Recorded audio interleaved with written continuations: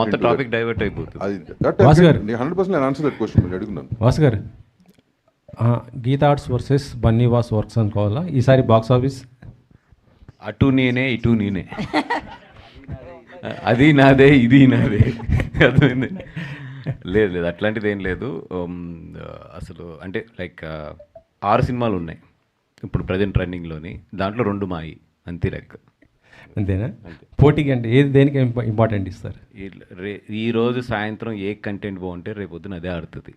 అది ఈషా అవ్వచ్చు, వృషభ అవ్వచ్చు, ఛాంపియన్ అవ్వచ్చు, ఎనీథింగ్ కంటెంట్ బాగుంటే దాన్ని ఎత్తుకుంటారు. మ్యాక్సిమం ఏంటంటే పర్వాలేదు అన్న సినిమా ఫైట్ చేయగలరు. వాళ్ళు ఒకటి డిసైడ్ చేస్తారు, చేసిన తర్వాత మేము ఎదరికి వెళ్ళాలా వెనక్కి వెళ్ళాలా అనేది మనకు క్లారిటీగా తెలుస్తుంది. దాన్ని బట్టి రేపు పొద్దున్న ఏంటి అనేది డిసైడ్ అవ్వడం అంతే. సార్, మొన్న ఒక ప్రెస్ మీట్లో ఇది భర్త మహేశ్వర విజ్ఞప్తిలో ప్రొడ్యూసర్ గారిని ఒక క్వశ్చన్ అడిగితే చెప్పారు ఏంటంటే ఓటీటీ వాళ్ళకి ముందే స్క్రిప్ట్ వినిపించాల్సి వస్తుంది అనేసి అన్నారు. అది ఎంతవరకు వస్తుంది సార్?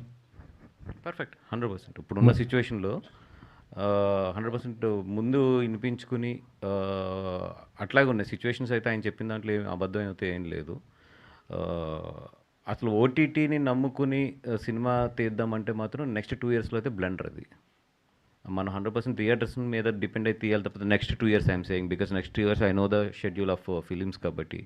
అలాగే వాళ్ళ బడ్జెట్స్ ఎంతవరకు ఉన్నాయి, ఎంతవరకు కన్జ్యూమ్ అయిపోయినాయి, ఐ హ్యావ్ ఐడియా కాబట్టి చెప్తున్నా. నెక్స్ట్ 2 ఇయర్స్లో ఇప్పుడు స్టార్ట్ చేసే సినిమాలు అయితే మాత్రం థియేటర్ నమ్ముకుని వెళ్ళాలి తప్ప ఓటీటీ సేల్ అవుద్ది అనేది మాత్రం నెక్స్ట్ 2 ఇయర్స్లో వెళ్తాం కరెక్ట్ కాదు. మళ్ళీ కంటెంట్ నమ్ముకునే సినిమాలు తీయాలమ్మా. Producer the old come back, they have to come back. తను చెప్పింది ఏంటంటే 100% రైట్.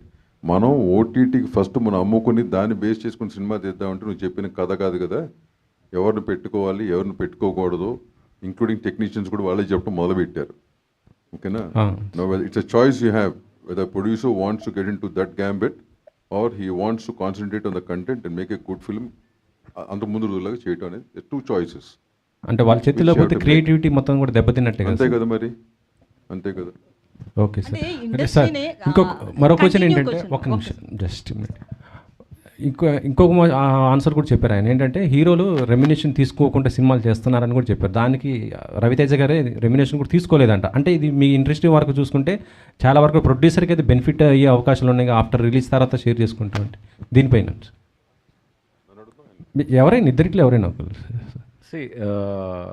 ఇప్పుడున్న సిచ్యువేషన్స్లో చాలామంది హీరోలు అంటే ఇంతకు ముందు జరిగింది, ఇప్పుడు జరగబోయేది కూడా, చాలామంది హీరోలు బ్యాక్ ఎండ్ అంటే జనరల్ మేము బ్యాక్ ఎండ్ అనే వర్డ్ వాడతాం దానికి. అదేంటంటే ప్రాఫిట్లో పర్సంటేజ్ తీసుకుని ఎదరికి రావడానికి చాలామంది హీరోలు ఎదరికొస్తున్నారు. ఇప్పుడు బయట హీరోలు ఏదో హైయెస్ట్ రెమ్యునేషన్స్ ఇది బయట ఏదో పాత 3 సంవత్సరాలు అలా ఉండిపోయింది, కానీ వాళ్ళకి సిచ్యువేషన్స్ తెలుస్తుంది.